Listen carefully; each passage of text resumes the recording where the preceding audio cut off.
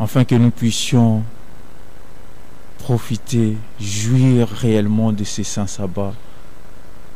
Parle dans nos cœurs, Père éternel, afin que nous puissions avoir la paix et la joie.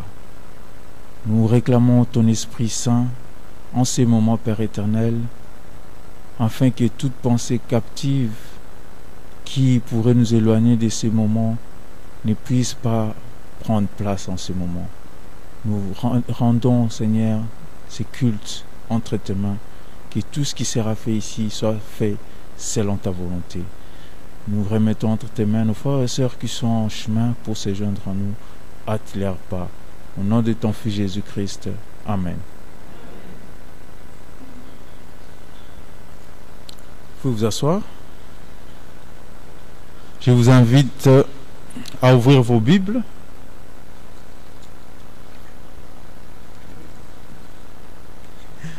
Ouvrons nos Bibles dans le livre d'Esther, chapitre 4, du verset 12 jusqu'au verset 14. Esther, chapitre 4, verset 12 jusqu'au verset 14. Lorsque Mardochée reçut cette réponse d'Esther, il lui fit dire: « N'espère pas échapper toi seul au sort des Juifs parce que tu vis dans le palais. Si tu t'étais dans les circonstances présentes, penses-tu que les Juifs seront sauvés en recevant de l'aide d'ailleurs? Non, toi et ta famille, vous mourrez. Mais qui sait, peut-être est-ce pour faire face à une telle situation que tu es devenue reine. » Amen. Voilà. Nous allons passer au moment de partage, de témoignages. Si vous avez un message à partager, un réconfort, il n'y a pas de petits témoignages. Voilà, sentez-vous à l'aise de partager avec nos frères et sœurs.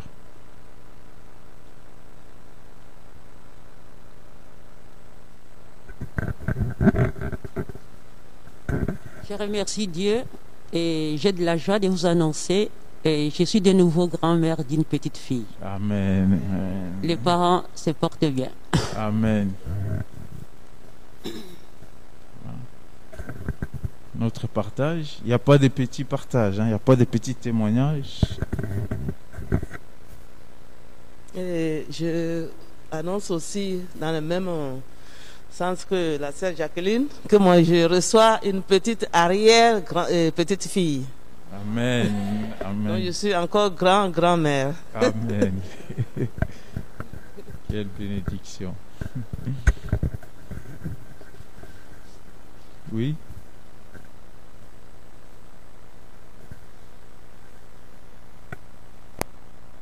Voilà. Que Dieu soit loué, voilà, pour tous ses bienfaits. Oui, encore, oui.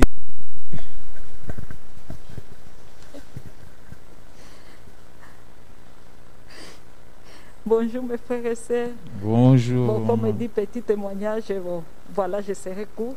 Voilà, après 19 ans de mariage, Dieu m'a béni avec des jumeaux, filles et garçons. J'ai dit merci et gloire à Dieu. Amen. Alléluia. Amen. Voilà. Voilà. Donc, comme maman l'a annoncé, c'est une journée spéciale. Hein? C'est une journée spéciale. Donc, elle vous a annoncé après 19 ans de mariage. Nous avons cette joie d'accueillir les deux enfants, les jumeaux. Donc, on va présenter les deux enfants. Les anciens vont se rendre derrière pour prier à côté. Comme vous savez bien, avec les conditions, on ne va pas essayer de déplacer les enfants. Donc nous allons nous déplacer. Je laisse la place au pasteur.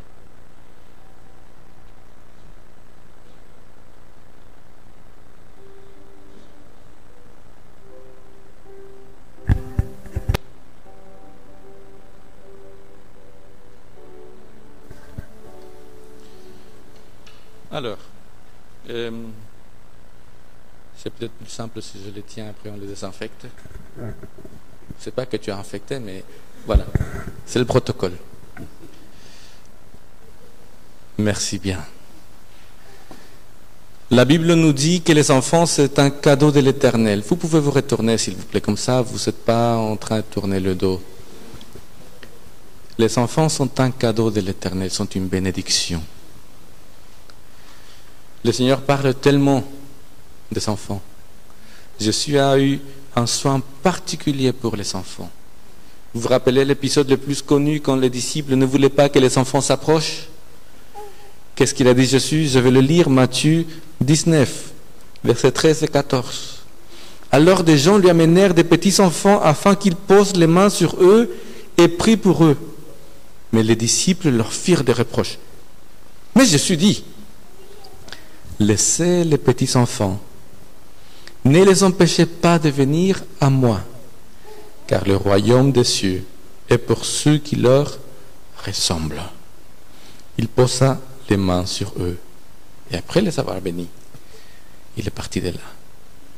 J'aimerais tellement pouvoir poser mes mains sur vous et les enfants et vous prendre dans les bras, mais ça sera pour une autre fois. Mais il y a maman et la tante, la tata. Donc, j'espère m'être rappelé. Uriel Simon et Laetitia, Inès Laetitia. Amener les enfants à l'église pour leur présentation. C'est dire au Seigneur, Seigneur, je m'engage à faire grandir ces enfants en connaissant qui tu es, en transmettant ton amour de façon à ce que lorsqu'ils seront grands, ils pourront faire leur choix. Ils te choisissent toi de la façon la plus naturelle. C'est ce que ça veut dire amener les enfants à la présentation. Donc je demande à la maman, est-ce que c'est vraiment ton souhait d'élever ces enfants dans la crainte de l'Éternel? Oui. Mais la maman n'est pas venue seule. En représentation de la famille, il y a la tante. Et la tante ne peut pas faire moins que la maman.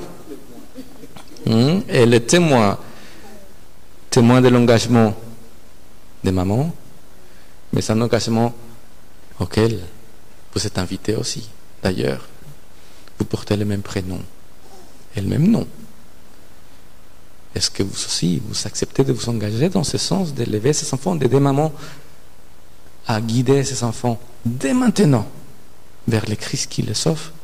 Oui, j'accepte. Très bien. Mais c'est devant nous qu'ils le font. Et nous ne pouvons pas non plus dire, ah, c'est leur problème, c'est leur bénédiction, nous, on n'a rien à faire là-dedans. C'est aussi pour nous une bénédiction. C'est aussi pour nous un privilège que de pouvoir participer à ces projets. Et c'est pour ça que je me retourne vers l'Église et je dis à l'Église, est-ce que vous acceptez, et vous avez intérêt à accepter, est-ce que vous acceptez ce privilège que de rendre un témoignage aux enfants et à la famille, de façon à ce que la chose qu'ils apprennent du Christ, c'est que Christ les aime, et quoi qu'ils fassent, chaque fois qu'ils reviendront, il les pardonne, parce qu'il veut qu'ils soient sauvés. Est-ce que vous voulez vous engager dans cette voie-là aussi? Amen.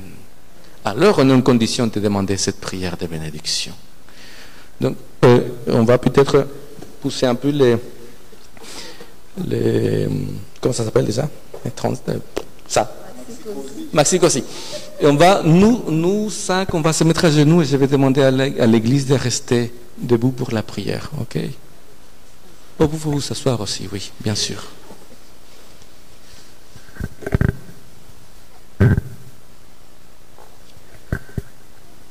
Père éternel, devant toi, nous avons Uriel, Simon et Inès Laetitia. Des merveilles, des cadeaux sans prix. C'est des petits êtres que, Seigneur, tu as tissés dans le ventre de leur maman, ensemble.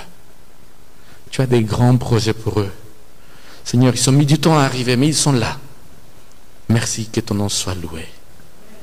Seigneur, donne la force, la sagesse, l'énergie et tout ce qu'il faudra à la maman, à la tante, à toute la famille, pour que ces enfants puissent grandir le mieux possible, épanouis, en sachant qu'ils sont aimés, en sachant que non seulement la famille et l'Église, mais que surtout toi, tu les aimes. Père éternel, qu'avec cette assurance, qu'avec cet amour, il dit, Seigneur, je veux vivre avec toi pour toujours, donne-moi le salut de sa pression. Ça prendra du temps, bien sûr, ils doivent grandir. Mais dans ce processus de croissance, que nous puissions prendre part activement, que nous puissions épauler, que nous puissions soutenir. Et si on nous le demande, que nous puissions conseiller avec prudence et respect. Père éternel, voilà ta fille qui s'est rendue avec ces 2 grands cadeaux devant toi pour demander ta bénédiction. Bénis Seigneur. Bénis, ne retiens pas ta bénédiction. Que tes bénédictions abondent, surabondent. Que Seigneur, ce moment soit un moment qui marque leur existence. Seigneur, merci car tu nous permets de faire partie de ce projet. Merci car ensemble, nous savons que nous pourrons te voir avec un sourire aux lèvres quand tu reviendras sur les nuées du ciel. Et Seigneur, une dernière chose, reviens bientôt. Au nom de Jésus. Amen. Amen.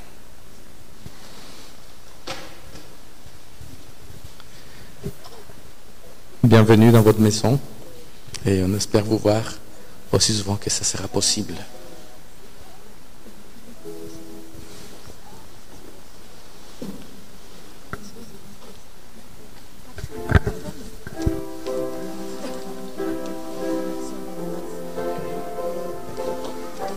En attendant, je vous propose de chanter juste les refrains. Compte le bienfait de Dieu. Juste ces refrains-là 3 fois. Compte les bienfaits de Dieu, mets-les tous devant tes yeux. Tu verras en adorant combien les nombreux. Oh, comptez les bienfaits de Dieu, mets-les tous devant tes yeux. Tu verras en adorant combien les nombreux.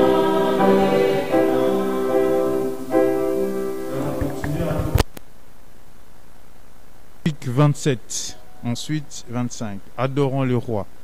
Cantique numéro 27.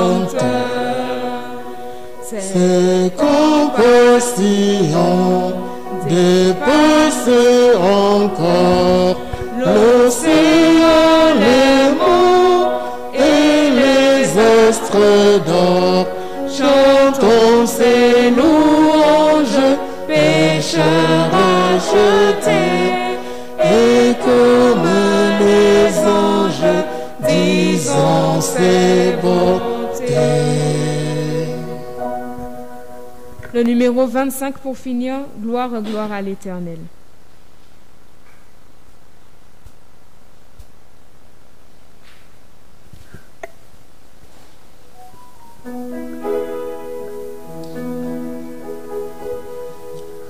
Gloire, gloire à l'Éternel, qu'un cantique solennel, qu'un cantique solennel, de nos cœurs monte à son trône. Quand il crie qu'il est grand, quand il crie qu'il est grand, qu'il est juste en punissant, qu'il est bon quand il pardonne. Il parlait cet univers, se lève au puissant concert, se lève au puissant concert de ses paroles vivantes et des astres radieux, et des astres radieux. Ça me jette dans les cieux, la poussière étincelante. Il accusait le pécheur devant cet accusateur, devant cet accusateur, sans sa profonde misère. Et ses cris en son effroi, et ses cris en son effroi, montagne tombée sur moi, cachez-moi de sa colère. Mais la main qui le Seigneur s'est donné pour rédempteur, s'est donné pour rédempteur, goûte la paix ineffable, objet d'un si grand amour, objet d'un si grand amour. Elle éprouve un tour à tour pour sa sauveur adorable. Ô Dieu, que t'es racheté, toujours chante les bontés, toujours chante les bontés de celui qui leur pardonne. Gloire, gloire à l'Éternel, gloire, gloire à l'Éternel. Ce cantique solennel montera jusqu'à son trône.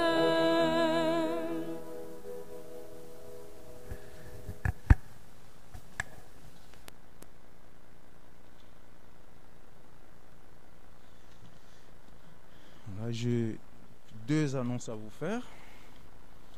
La première annonce, c'est un rappel. Donc, le samedi 3 octobre sera une journée de jeûne et de prière mondiale. Donc, le thème sera prière des pionniers, mot de passe oublié. Donc, si vous n'avez pas encore reçu, contactez-moi. Je vous enverrai la brochure soit par internet, PDF. J'essaierai pour le sabbat prochain d'imprimer quelques exemplaires. Donc voilà, préparons-nous donc en conséquence pour cette journée si spéciale du 3 octobre 2020. Deuxième annonce, du 5 au 8 octobre, il y aura une exposition d'Adra dans cette salle. Donc, si vous entendez parler d'Adra et que vous ne savez pas ce qu'Adra fait, ça serait une occasion de venir découvrir les activités et les actions d'Adra. Le 5 octobre, donc l'exposition aura lieu de 10h à 18h, le 5 octobre. Le 6 octobre, de 10h à 20h. Le 7 octobre, de 10h à 18h. Et enfin, le 8 octobre, de 10h à 20h. Donc, on a distribué cette publicité. Donc, vous pouvez prendre ça à la sortie. Donc, nous avons aussi à l'entrée les brochures l'Adventist World. Donc, on a des brochures qui traînent encore là devant. Servez-vous pour vous et aussi distribuez autour de vous. Donc voilà. Je demande d'incliner vos têtes pour prier. Père éternel, je viens entre tes mains remettre ces moments de prédication. Je viens de remettre entre tes mains notre pasteur qui va partager ce message. Puisses-tu l'inspirer et que le message qui sera partagé soit pour notre édification. Au nom de ton Fils Jésus-Christ. Amen.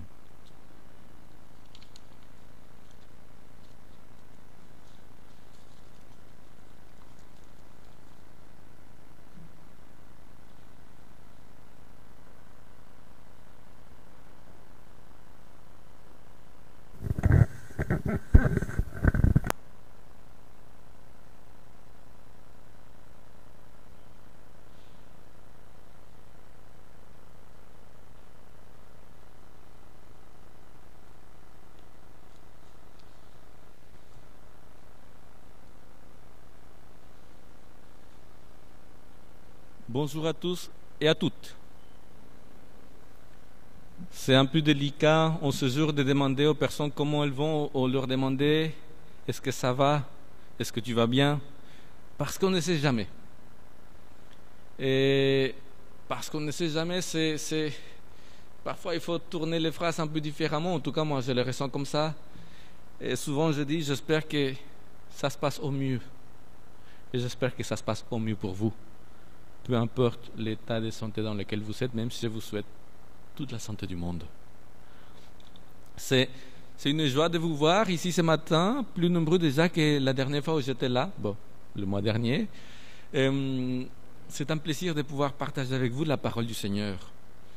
Bien sûr, notre thème de ces derniers mois touche assez souvent à la réalité que nous vivons, et ce fameux virus qui nous a tous bouleversés, qui a bouleversé le cours de l'humanité quelque part, avec lesquels on doit côtoyer, on doit faire le compte encore pendant un moment.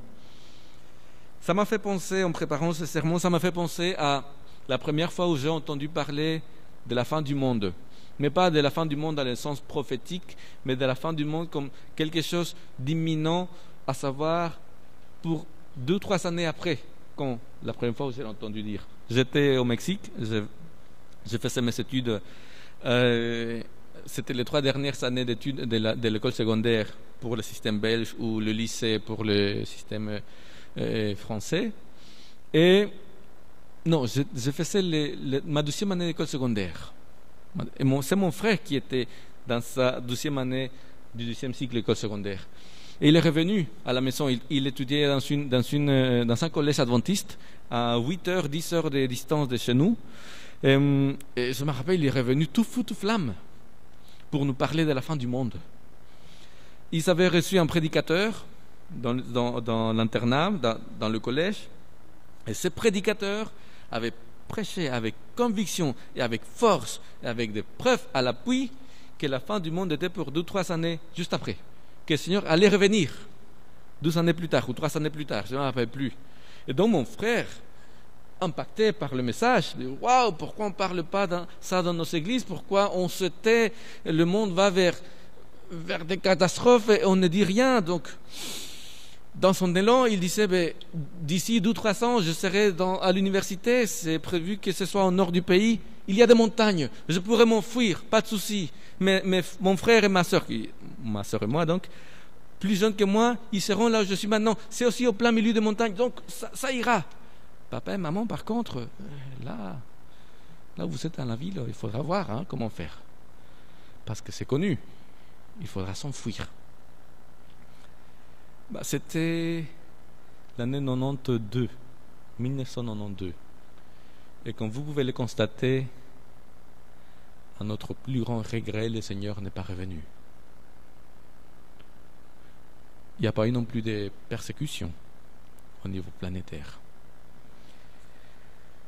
Je ne regrette pas la persécution, je regrette que Jésus ne soit pas venu. Mais nous savons que personne ne peut prétendre dire le Seigneur viendra à tel jour, telle heure, telle année. C'est simplement pas possible. Dans certains milieux religieux, toutes religions confondues, des événements comme celui-ci, comme le Covid, sont le terreau propice et fertile pour proclamer la fin imminente du monde. Pour dire, voilà, nous sommes vraiment dans les derniers jours, les dernières semaines, les derniers mois, les dernières années au plus. Et pas mal de ces personnes-là, de ce type de mouvance, invitent les croyants à quitter les villes, à s'enfuir dans les montagnes, à acheter des terrains ou des maisons loin pour pouvoir être protégés de ce qui va se passer. J'ai reçu même, peut-être vous en avez reçu dans vos langues, j'ai reçu même via un réseau social la vidéo d'un panel de personnes qui parlaient adventistes, j'imagine, parce qu'ils parlaient comme des adventistes, qui parlaient du fait que le Covid était... on faisait l'épreuve pour voir si on pouvait nous limiter, nous enfermer dans les villes pour être sûr qu'après, quand l'attaque finale serait venue, on pourrait vraiment nous tuer. Et ils avaient un invité qui n'était pas dans le panel, mais qui était via téléphone, on entendait seulement sa voix. Et ils parlaient ensemble, et cette personne-là, elle était super bien informée. Parce qu'elle savait, elle disait, il faut quitter les villes. Il faut quitter les villes. Mais attention, ne partez pas en trop petit nombre parce que ça va éveiller le soupçon. Mais non plus en de très grand nombre parce que ça va éveiller le soupçon. Donc, il faut partir dans des groupes qui sont entre 20 et 30 personnes. Ça, c'est le bon chiffre. Et après, il disait quel type de petits villages il fallait viser, ou encore ailleurs, ou ce qu'il fallait vendre ou acheter pour se préparer, ce qu'il fallait planter, là où on serait, etc. Et plein de détails croustillants là, sur tout ce qu'il aurait fallu faire parce que désormais, on serait à quelques peu de temps avant que les choses ne se gâtent. Ce type de situation, qu'on en croit ou pas, finissent toujours par susciter, par créer de la souffrance et de la tristesse dans les églises. La souffrance et la tristesse, c'est ceux qui partent, parce qu'il y en a qui partent. La souffrance et la tristesse parce qu'ils partent convaincus que les autres, que tous ceux qui sont restés dans les villes, se sont tellement habitués au confort de la ville qu'ils ne veulent plus entendre la voix du Seigneur et seulement la voix du bénéfice financier. Donc là, ils sont très bien. Ils se sont désormais vendus à l'humanité, au monde. Donc ils partent tristes. Mais ça suscite aussi de la souffrance et de la tristesse chez tous ceux qui restent, qui peut-être nous disons ce n'est pas forcément comme ça que ça devrait se passer. C'est peut-être un peu extrême. Et quoi qu'il en soit, il y a un déchirement. Il y a un déchirement. Pour ceux qui sont sortis des villes, parce que je ne doute pas qu'il y a eu des personnes qui ont quitté les villes, poussées par ce type de prédicateurs, je prie, bien que je sois persuadé que le Seigneur ne les a pas abandonnés pour autant et qu'il ne va pas les abandonner. Et je prie pour que, où qu'ils soient, pour qu'ils puissent être porteurs d'espérance.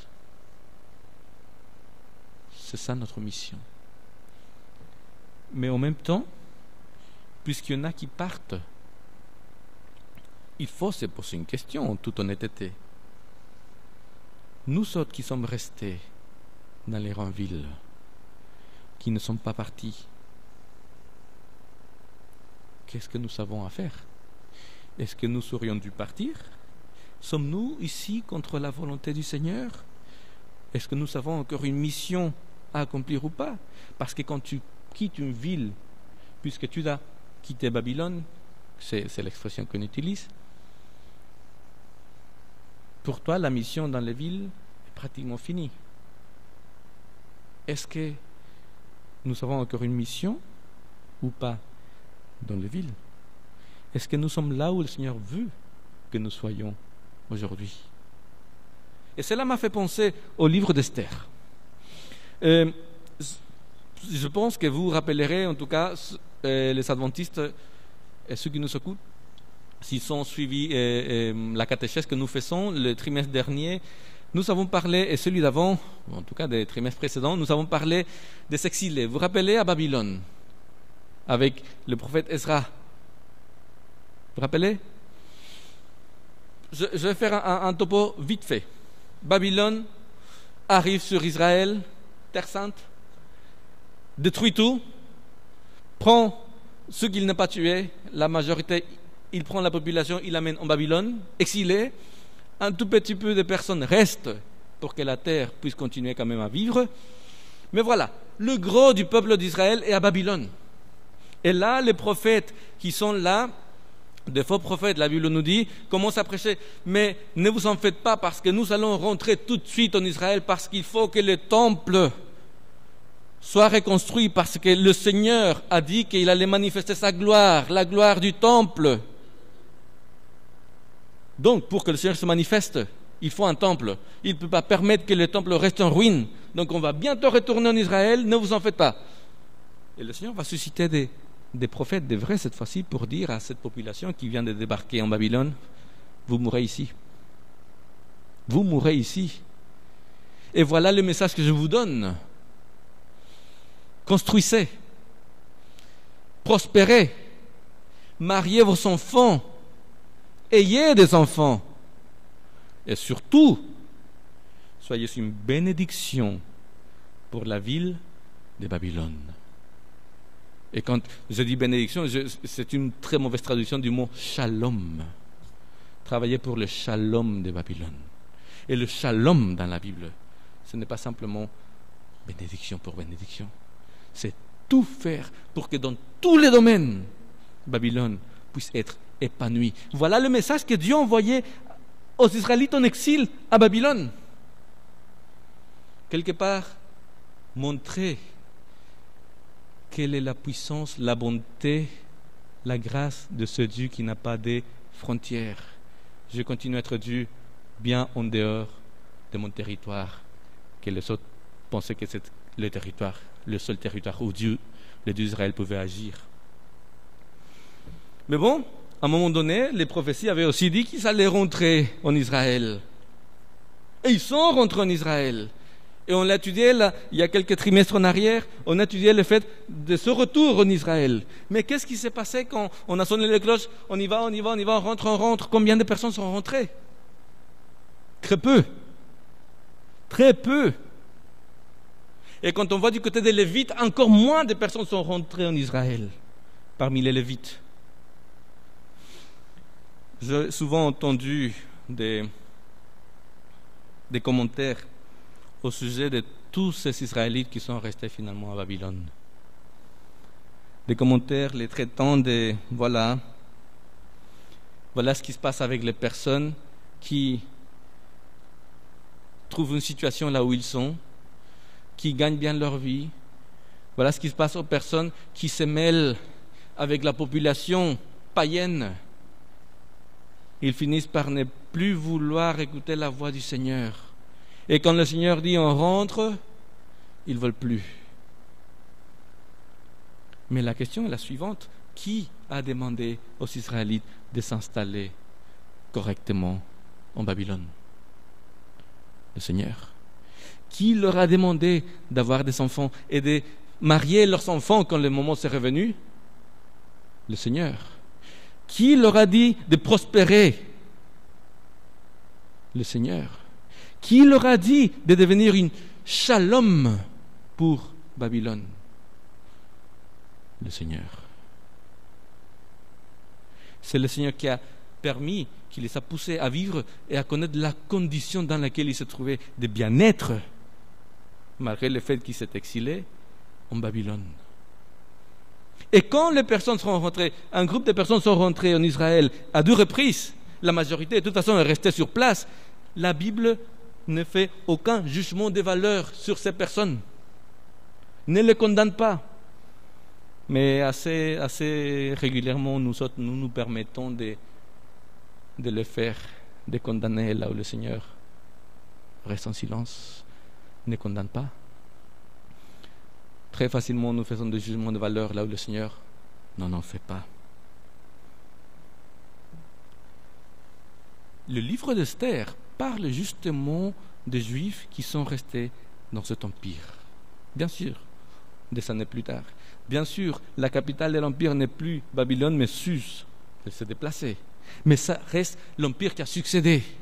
Ça reste des Juifs qui ne sont pas en terre d'Israël, mais qui sont là. On dirait, pour faire facile, sont restés à Babylone. Okay? Passez-moi de pouvoir utiliser le terme Babylone au lieu de Suse. C'est peut-être plus simple dans la tête de le retenir. C'est l'histoire de ce peuple, de ce groupe de personnes qui sont restés, qui ne sont pas retournés en Israël. Est-ce qu'ils étaient les oubliés du Seigneur? Est-ce qu'ils étaient les pestiférés parce qu'ils n'avaient pas voulu rentrer en Israël? Mais le livre d'Esther va en parler. Le livre d'Esther raconte l'histoire des Juifs et comment ils ont dû faire face à un décret royal qui devait les détruire, eux. Et attention, on oublie souvent ces détails. Tous les Juifs de l'Empire, Israël faisait partie de l'Empire. Donc, l'histoire d'Esther, c'est comment ils ont fait face à cette situation critique. Et le livre commence en nous décrivant le contexte dans lequel notre héroïne se trouve. Chapitre 1 du livre d'Esther. Tout commence excellemment bien. J'imagine que vous connaissez l'histoire. Ça commence avec une fête. Le roi Xerxès, il fait une fête. Il est heureux. Et il va faire une fête non seulement dans le palais, pour les serviteurs du palais et pour ses fonctionnaires, pour tout le monde. Et cette fête va finir en apothéose. La dernière semaine, c'est la fête sans distinction pour tous les habitants de la citadelle, on dirait aujourd'hui de la capitale. Tous faisons la fête. Au point que le roi donne l'ordre, et attention, il dit, faites attention à que ni la boisson, ni la nourriture ne manquent. Tous doivent pouvoir fêter comme jamais. Et il va plus loin encore. Il va inviter tous les hommes de la citadelle à faire la fête avec lui. C'est un contact. C'était pas tous les jours qu'un roi faisait la fête avec les plus simples de sa cité. Et la reine Vashti, qui veut dire une belle femme, Vashti, elle va faire la même chose avec les femmes, toutes les femmes de la citadelle. C'est le contexte dans lequel le livre d'Esther commence. C'est formidable, on dirait un conte de fées. Un couple royal que la Bible nous présente comme généreux, comme ouvert à ses vassals, comme on ne met pas les barrières, oh, je suis le roi. Non, c'est vraiment, on est avec. Mais le verre étant dans la pomme, le roi, il va se saouler. À un moment donné, il va dire, attention mes amis, maintenant, la cerise sur le gâteau, ma femme. Et il convoque sa femme, Vashti, pour qu'elle vienne se présenter devant tous les hommes de la citadelle, qui sont passablement joyeux avec l'alcool. Vous connaissez l'histoire, Vashti va dire non. Et c'est parce qu'il ne s'agissait pas de venir en habit de reine pour dire bonjour à tout le monde. C'était plutôt en habit d'Ève que ça se passait. Vous vous rappelez l'épisode d'Hérode et sa belle-fille qui va danser devant lui? Parfois, on prend les choses, on croit que c'est des choses assez innocente, ce n'est pas le cas. Et Vashti refuse. Elle refuse d'être l'objet entre les mains de celui peut-être qu'elle aime, mais qui n'était plus en mesure de comprendre ce qu'il fait. Elle refuse.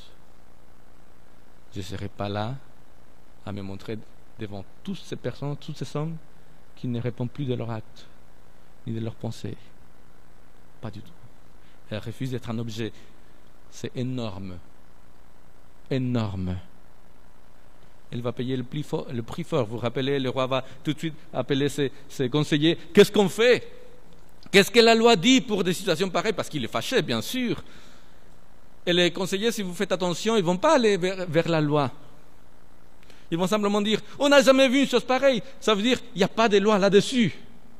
Mais ils veulent faire jurisprudence. Ils vont dire, mais si la reine se permet une chose pareille, toutes les femmes du royaume vont dire, mais nous pouvons aussi faire la même chose avec nos maris. Inacceptable. Faisons une loi. Une loi qui dise que la femme est absolument soumise à son mari dans sa maison. La femme n'a plus de droit face à son mari. Et le roi accepte. Vashti est destituée. Bien sûr, la Bible dit que Xerxès, il va regretter par la suite, il va se rappeler de Vashti. La reine. Mais il va suffire qu'on lui dise, écoute, on va te présenter un catalogue de femmes grandeur nature et tu vas pouvoir choisir. Et ça a été. Sa tristesse n'a pas duré longtemps. C'est dans ce contexte-là que Esther est choisie reine. Dans le contexte d'une cour où un jour, tu es la personne la plus désirée du roi, le jour d'après, tu n'as plus personne. C'est ça le contexte. Il y a des détails dans le processus d'élection d'Esther qui nous poseraient question, nous.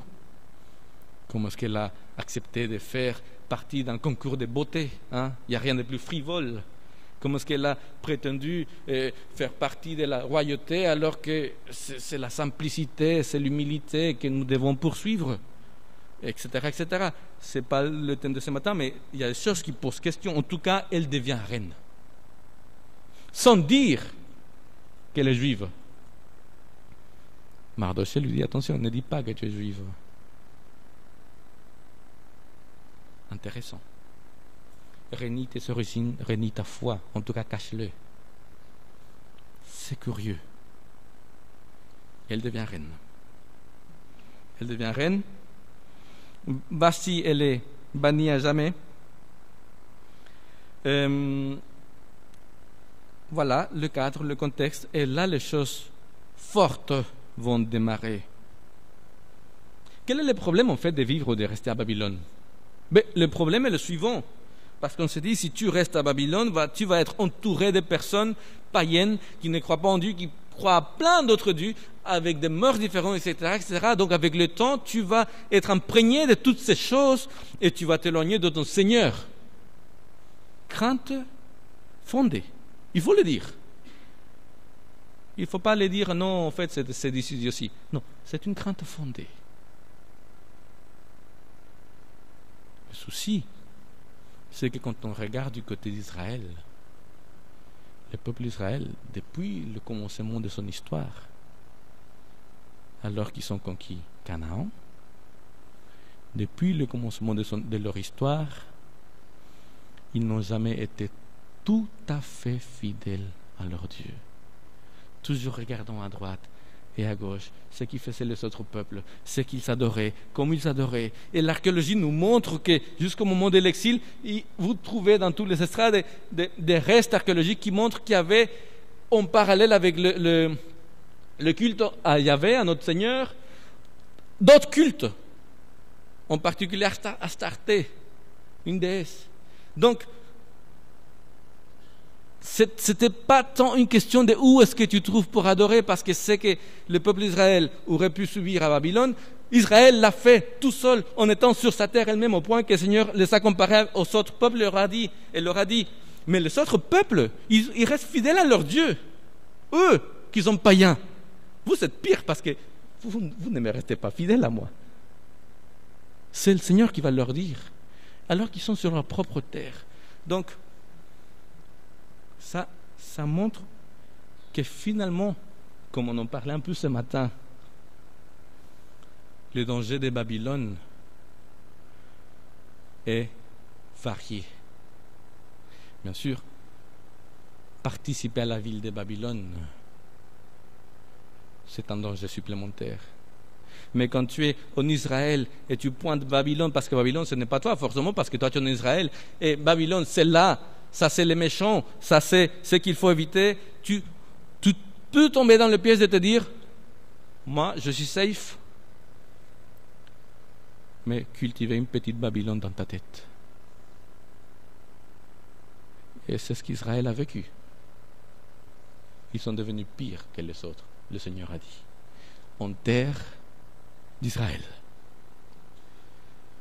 Donc, oui, il y a un problème à Babylone, mais ne fermons pas les yeux parce que ce problème peut se reproduire en Israël. Babylone, ça veut dire confusion. Quand on confond non seulement qui est Dieu vraiment, parce que l'ennemi veut semer cette confusion dans la société. Il a très bien fait. Les personnes ne savent plus qui est le Seigneur.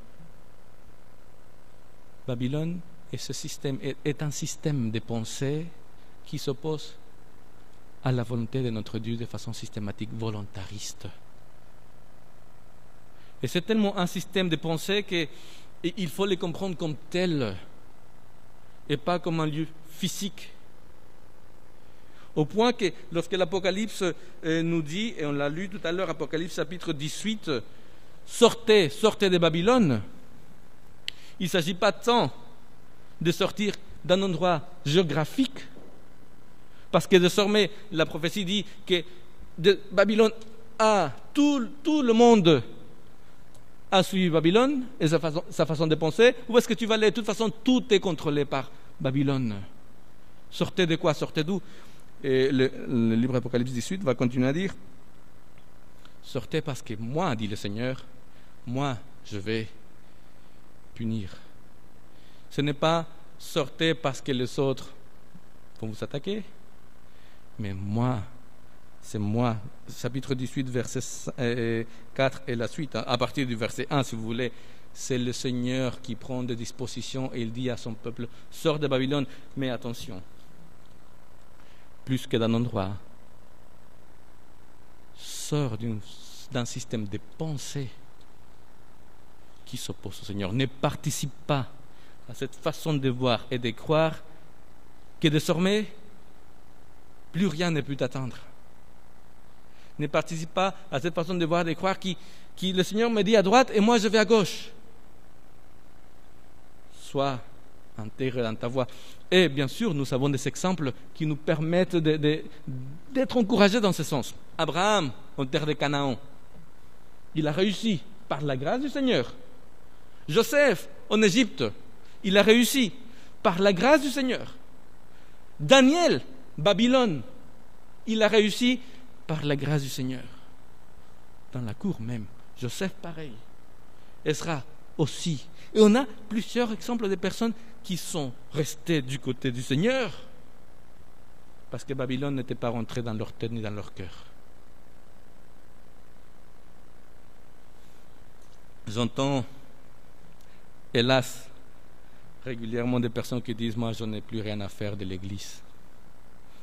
Moi, je vais arrêter de fréquenter l'Église. Je vais continuer à vivre ma vie religieuse et spirituelle tout seul. De toute façon, moi, je peux prier à la maison.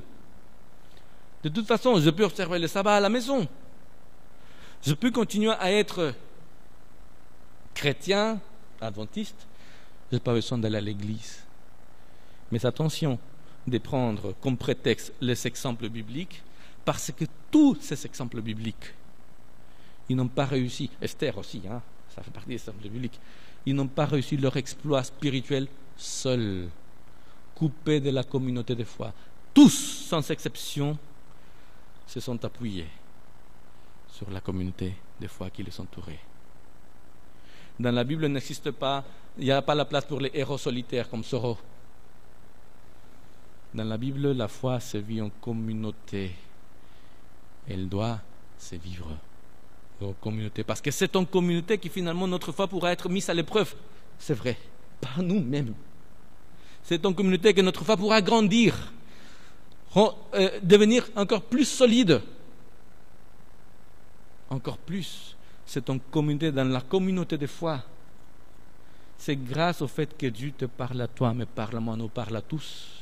Et que chacun peut rendre un témoignage quand même différent de ce que Dieu fait dans nos vies. C'est par là que je peux avoir le cadre le plus complet de ce qu'est l'image de Dieu. Parce que s'il est en train de restituer en moi son image, reconstruire en moi son image, il fait la même chose en toi. Mais cette image, telle qu'elle va paraître par le prisme de ma personne, sera différente de ce que le Seigneur va montrer par le prisme de ta personne. Et on va se compléter. J'ai besoin de toi. Nous avons besoin les uns des autres pour que notre image de Dieu ne soit pas tordue, pour qu'elle soit le plus large et complète possible.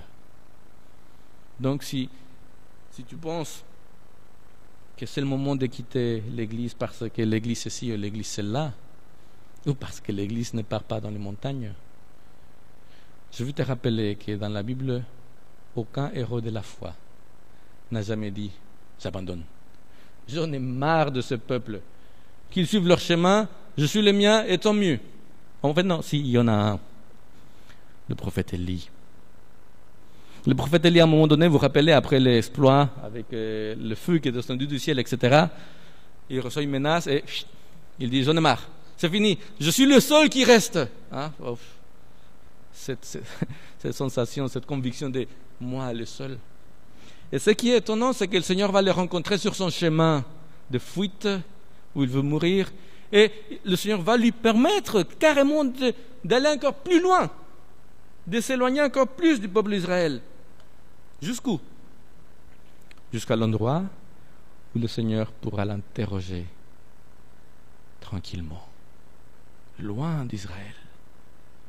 Il va lui dire « Élie, qu'est-ce que tu fais là? Qu'est-ce que tu fais loin du peuple ?» Et vous vous rappelez ce que le Seigneur va lui dire par la suite? Retourne en Israël. Ta place n'est pas ici. Ta place est en Israël. Donc, si tu penses quitter l'Église, je t'invite plutôt à faire le contraire, à t'y accrocher. Parce que c'est ici que le Seigneur veut développer ce que nous pouvons développer le mieux, c'est notre caractère, les uns avec les autres. Bien sûr, on nous frottant les uns contre les autres et parfois ça fait mal. Bien sûr. Mais ça fait grandir. Nous disions donc qu'Esther devient la reine de l'Empire. Elle vit ce conte de fées. Elle a tapé dans l'œil à Xerxès. Il la voit et waouh! Infatuation à première vue. On ne peut pas dire amour à première vue, mais bon, quoi qu'il en soit. Il l'a choisie, c'est elle, il ne veut personne d'autre, et c'est tout. Il tend son sceptre, elle devient reine. C'est bien. Mais cette idylle n'a pas été longue. Parce que le problème va devenir assez rapidement une réalité. Vous vous rappelez le conseiller du roi Aman? Il va créer un plan pour éliminer les Juifs. On n'entre pas dans le détail du pourquoi, mais voilà, il veut éliminer les Juifs. Voilà ce que la Bible rapporte. Je vous invite à lire dans le livre d'Esther, au chapitre 3, verset 8 et la suite. On va faire une lecture quand même assez extensive de ce chapitre. Esther 3, verset 8 jusqu'à la fin, c'est le 15, je pense. On y va. Aman dit au roi Xerxès, « Il existe un peuple dispersé dans toutes les provinces de ton royaume. Ils vivent à part, ils suivent des lois qui ne ressemblent à celles d'aucun autre peuple, et ils n'obéissent pas aux lois royales. » C'est qui est un mensonge. Bref. Tu n'as pas intérêt à les laisser tranquilles. Si le roi les juge bon, qu'il donne par écrit l'ordre de les exterminer. je remettrai alors des centaines de tonnes d'argent aux fonctionnaires chargés de l'administration du royaume pour qu'ils le déposent dans le trésor royal. Le roi enleva son anneau et le remit à l'ennemi des Juifs, Aman, fils de Hammedatha, descendant de Agag. Il lui dit, « Puisque tu en as les moyens, fais à ce peuple ce que tu voudras. » C'est aussi simple que ça. Sont-ils coupables? On n'en sait rien. Méritent-ils ce qu'on veut leur faire? On s'en fiche. Est-ce que tu peux le faire? Oui, alors fais-le. Ça me rappelle une triste histoire dans la ville de Mexico. Une femme qui a finalement vu l'assassin et violeur de sa fille être amené en justice. Et il lui a posé la question. Une seule chose, il lui a dit, dis-moi pourquoi tu l'as fait. Et sa réponse était, parce que je le pouvais. C'est la même chose. Tu en as les moyens? Fais-les. On continue. Verset 12. Le 13e jour du premier mois, les secrétaires royaux furent convoqués. Selon les indications de Haman, ils écrivirent des lettres et les adressèrent aux représentants du roi, aux gouverneurs de chaque province et aux chefs de chaque peuple. Elles s'étaient rédigées dans tous les systèmes d'écriture et dans toutes les langues utilisées dans le royaume. Ce fut écrit au nom du roi Xerxès et cacheté avec l'anneau royal. Des messagers furent chargés de porter ces lettres dans chaque province du royaume. Elles donnaient l'ordre de détruire, de tuer, de massacrer tous les juifs, jeunes et vieux, femmes et enfants, et de piller leurs biens. Cette extermination devait être réalisée un jour précis, le 13e jour du 12e mois, le mois nommé Adar. Dans chaque province, la lettre reçue devait avoir force de loi et être portée à la connaissance de tout le monde afin que chacun soit prêt à agir au jour fixé. Sur l'ordre du roi, les messagers partirent à toute vitesse. Le décret fut aussi publié dans la citadelle de Sus. Le roi et Haman, entre-temps, s'installent pour boire, tandis que les habitants de la ville de Sus étaient horrifiés. Voilà le mari d'Esther. Elle a bien choisi son mari, n'est-ce pas? Il accepte l'extermination de tout un peuple et s'assoit à boire avec l'exterminateur. Elle n'est pas au courant de ça. Elle n'est pas au courant de ça. Et la Bible va nous le raconter au chapitre 4 que nous allons aussi lire. Quelle est la valeur que ce roi et cette autre personne Haman donné à l'être humain? Aucune valeur. Aucune valeur. Comment est-ce possible d'accepter de faire de telles atrocités? C'est incompréhensible. Comment s'élever contre... en tout cas, de la part d'Esther et des Juifs, la question va se poser, comment faire pour agir face à un ordre d'une telle envergure? Avec quels moyens? Où fuir? Puisque de toute façon, partout où on fuirait, l'ordre le même. Tirer à vue. Point. Chapitre 4, on va continuer. Mardochée apprit ce qui s'était passé. Il déchira ses vêtements, se vêtit d'étoffe de deuil et répandit de la cendre sur sa tête. Il parcourut la ville en poussant des grands cris de douleur. Arrivé devant la porte du palais royal, il s'arrêta, car personne n'avait le droit d'y pénétrer en tenue de deuil. Dans chaque province du royaume, partout où le décret royal était parvenu, les Juifs furent plongés dans un grand accablement. Ils jeûnaient, pleuraient et se lamentaient. Beaucoup d'entre eux revêtaient des étoffes de deuil et se couchaient sur de la cendre. Les servantes et les eunuques de la reine Esther vinrent lui raconter ce qu'ils avaient vu et elle trembla de tout son corps. Est-ce que ça vous est déjà arrivé de trembler de peur? Oui? Non? Moi si. J'étais en Italie, j'étais vice-précepteur. Le précepteur, c'est celui qui s'occupe de l'internat des garçons dans nos institutions. Et j'étais le 12e à bord. Et dans l'école, on avait des personnes qui venaient pour une réinsertion dans la vie, qui sortaient des prisons et qui venaient, des jeunes, pour être réinsérés. Et un de ces jeunes qui venait d'Albanie Il y avait des règles, voilà, le soir, puisque tu vas les manger et travailler le lendemain, le soir, jusqu'à une certaine heure, il faut que tu prennes ton sachet de nourriture, et la personne en charge va te le donner, comme ça tu auras ton pique-nique pour le lendemain. Mais jusqu'à telle heure, après, on ferme, et c'est bon. Au début, ça se passait bien, mais avec le temps, ça a commencé à prendre ses cesse, et 1 minute plus tard, 5 minutes plus tard, 10 minutes plus tard, je me rappelle le soir où je devais tout fermer, et je lui ai dit, viens. C'est l'heure. Oui, après. Il était à l'extérieur de la propriété, il fumait sa cigarette. Je dois fermer, viens. Non, ok, arrête de m'embêter, viens. Ok, il ne voulait pas, j'ai attendu. Après, j'ai fermé. Après, il est apparu. Donne-moi à manger. C'est trop tard. Il faut que tu me donnes à manger. Il commence à devenir violent. Le directeur de l'institution passait par là, il voit qu'il y a quelque chose qui se passe, il demande qu'est-ce qui se passe, je l'explique, il lui demande est-ce que c'est correct? Oui, il a dit l'autre. Alors, tu dois partir. Tu savais, tu connaissais les règles, tant pis pour toi, on ne va pas ouvrir, on te l'a dit plusieurs fois. Il est parti le lendemain manger et travailler sans son repas, et quand il est revenu, on s'est croisés, j'ai vu le regard de haine qu'il avait à mon égard.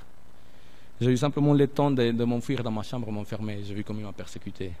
Il est resté longtemps derrière ma porte. Après ce jour-là, je l'ai évité. Jusqu'à un jour où, en pleine ville, j'étais avec Desi, mon épouse, on était seulement fiancés à l'époque. Je l'ai vu au loin. Et il m'a vu. Et c'est une personne qui était violente. Et à sa vue, je me suis mis à trembler de peur. Parce que rien, désormais, pouvait me protéger de lui. Et c'était incontrôlable. Esther s'est mise à trembler. C'est une peur qui t'habite. Verset 4. On était où? 4.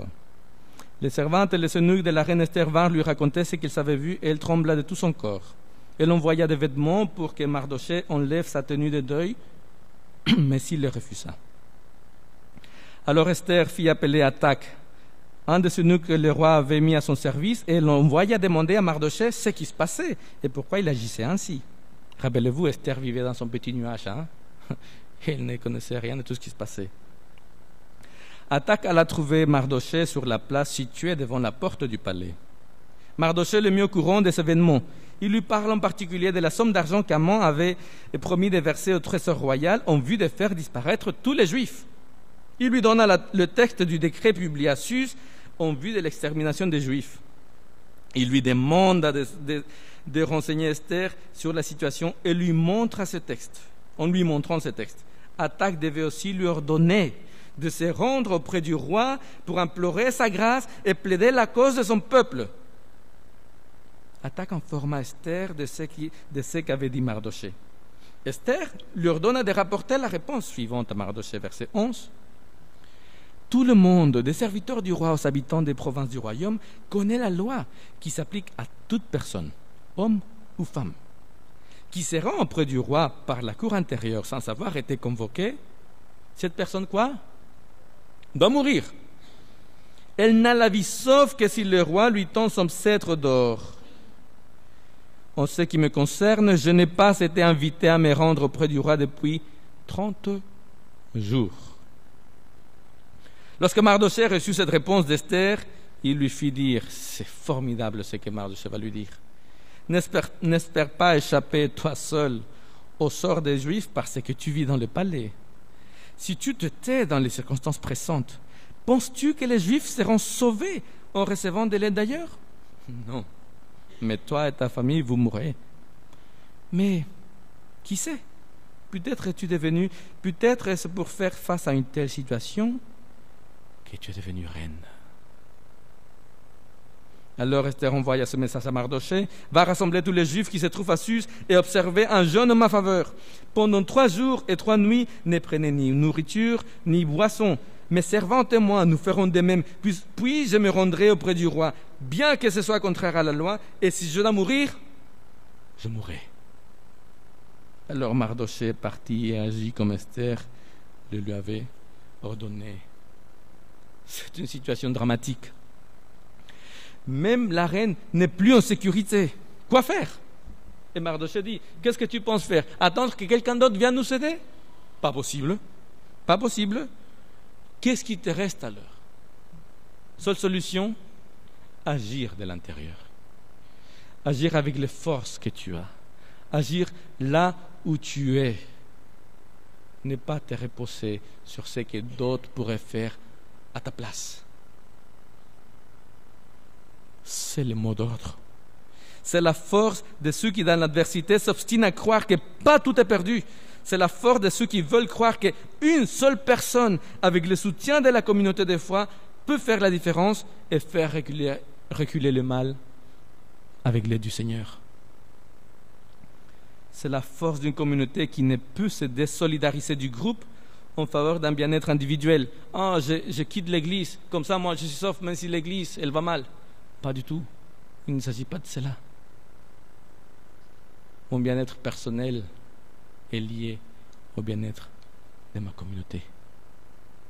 Indéfectiblement lié.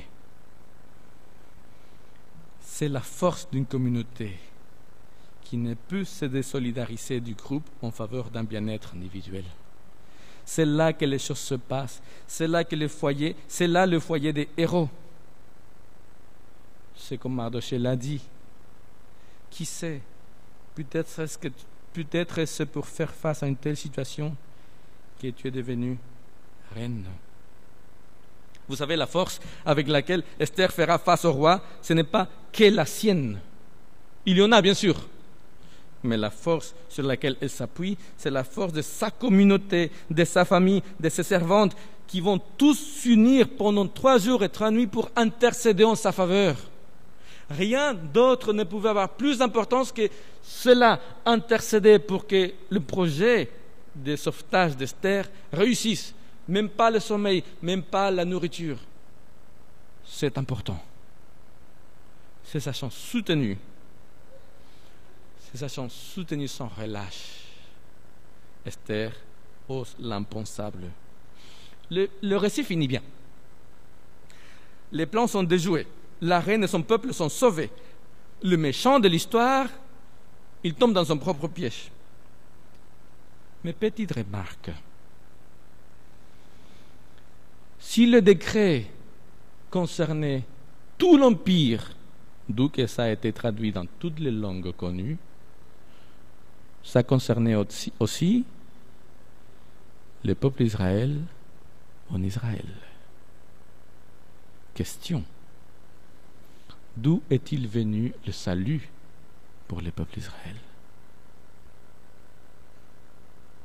De la terre d'Israël? Ou de ce groupe qu'assez souvent nous cataloguons comme infidèles, comme laxistes, qui était resté à Babylone et puis qui s'est déplacé à Sus, toujours la capitale de l'Empire? Ça mérite réflexion. Le Seigneur n'a pas abandonné ce peuple. Ils ont continué à être son peuple. Mais ils sont restés ensemble. Ils sont restés ensemble dans la foi. Pas chacun de son côté.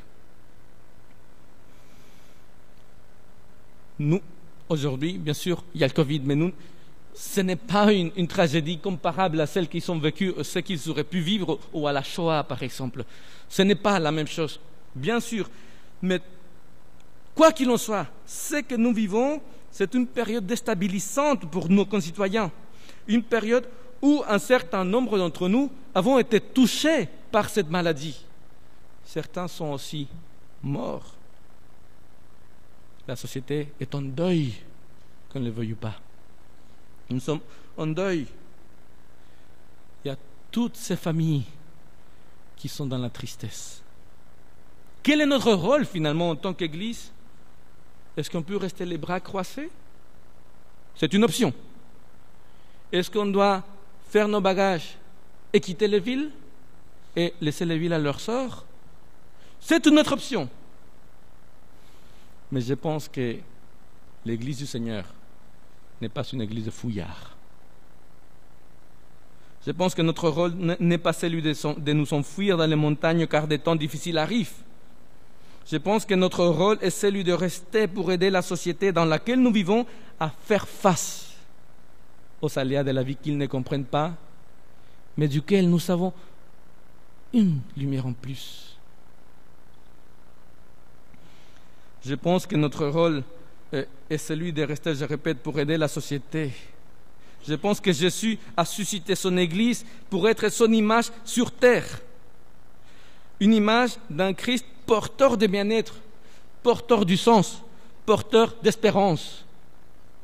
L'Église du Christ n'est pas faite pour donner le dos à une humanité qui a tant besoin du Christ. Elle a été conçue pour justement être le corps du Christ dans le monde. Et tout comme Esther et son peuple en Babylone, tout faire pour que le salut divin touche dès à présent l'existence de ceux qui nous entourent. Nous devons tout faire, non seulement en tant qu'individus, mais surtout en tant que membres d'une communauté croyante et agissante, pour que l'espérance en Jésus ne soit pas seulement une affaire du futur, mais qu'elle devienne une réalité quotidienne. Pour finir, nous sommes, je suis convaincu, là où le Seigneur veut que nous soyons. Reste à savoir si nous saurons le comprendre et agir ensemble, car c'est ensemble que nous pourrons accomplir notre rôle, accroître notre foi, et que cette foi deviendra notre force. Finalement, en citant Mardochée, qui sait? Peut-être que nous sommes venus ici pour cette heure. Que le Seigneur nous bénisse.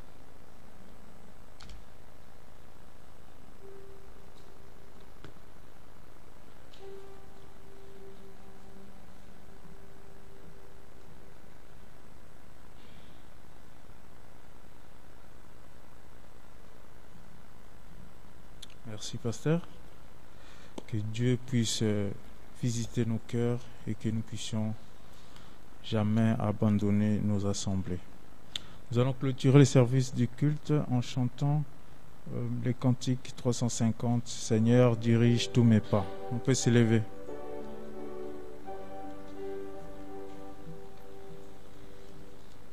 Seigneur, dirige tous mes pas vers le ciel, ma patrie.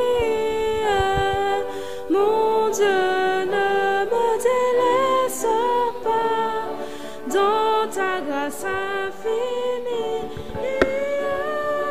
Remplis-moi d'une sainte ardeur pour toi, mon chef et mon sauveur, mon trésor et ma vie. Tu sais bien que souvent ma foi est faible et languissante. Saint Israël, protège-moi par ta vertu puissante. Sois mon asile et mon recours. Seigneur, signaler toujours ta faveur éclatante. Jusqu'au jour où je te verrai dans l'éternelle gloire, où dans ton sein j'exalterai ta mort expiatoire. Sois ma seule gloire et mon fort, mon cœur dans la vie et la mort, ma joie et ma victoire.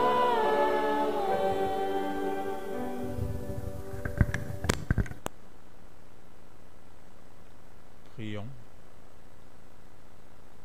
Père éternel, nous te rendons grâce pour le message que tu avais préparé pour nous. Nous demandons que ce message puisse s'imprimer dans nos cœurs, s'imprégner dans nos cœurs afin que nous puissions le mettre en pratique, Père éternel. Oui, nous sommes dans Babylone, où il n'y a plus de limites, il n'y a plus de différence entre les biens et les mal,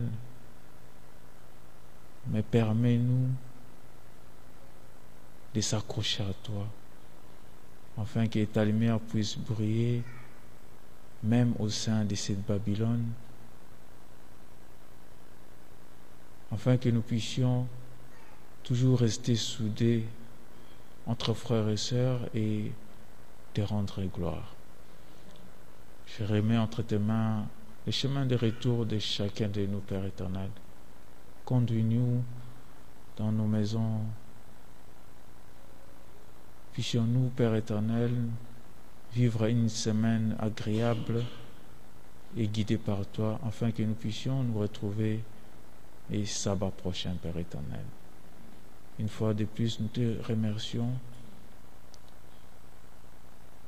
et nous voulons dire que tes bontés ne s'épuisent jamais, mais elles se renouvellent chaque matin, chaque heure, chaque minute et chaque seconde. Sois loué, sois béni, hier, aujourd'hui et éternellement. Amen. Bon sabbat à tous.